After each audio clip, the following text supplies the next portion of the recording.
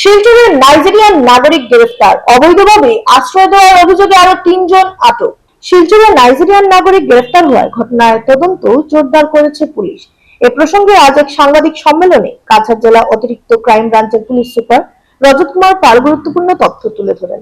তিনি জানান, গতকাল সকালে শিলচরের শিলংপট্টি এলাকা থেকে এমকো আসেডোকে গ্রেফতার করা হয়। প্রাথমিক তদন্তে ধৃত ব্যক্তির কাছ থেকে কোনো বৈধ নথিপত্র পাওয়া যায়নি, ফলে তার ভারতে অবস্থান নিয়ে প্রশ্ন উঠেছে। রজত কুমার পাল আরো জানান, ধৃতকে জিজ্ঞাসাবাদ করে পুলিশ জানতে পারে যে শহরের কয়েকজন ব্যক্তি তাকে আশ্রয় দিয়েছিল। সেই সূত্র ধরে পুলিশ অভিযান চালিয়ে আরো ৩ জনকে গ্রেফতার করে, যাদের বিরুদ্ধে অবৈধভাবে বিদেশি নাগরিককে আশ্রয় দেওয়ার অভিযোগ রয়েছে। ধৃতদের মধ্যে মিজোরামের এক মহিলাও রয়েছেন। তিনি বলেন, এমকো আসেডোর ভারতে আসার উদ্দেশ্যে তার গতিবিধি এবং এর সঙ্গে কোনো বৃহত্তর চক্র জড়িত রয়েছে কিনা তা খতিয়ে দেখা হচ্ছে। পাশাপাশি অভিযুক্তদের বিরুদ্ধেও প্রয়োজনীয় আইনি ব্যবস্থা গ্রহণ করা হবে। পুলিশের পক্ষ থেকে জানানো হয়েছে, এই ঘটনায় গভীর তদন্ত চলছে এবং আগামী দিনে আরো তথ্য সামনে আসতে পারে। वायलेशन है वो है तो वो भी निकल के मिल जाएगा।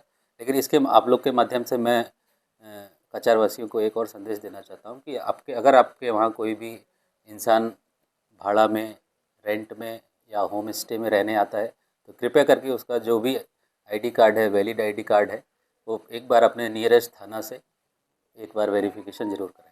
अभी कहाँ रह रहा है, अभी तो पकड़ लिया गया है, मकसद हम पता लगा रहे हैं मिलने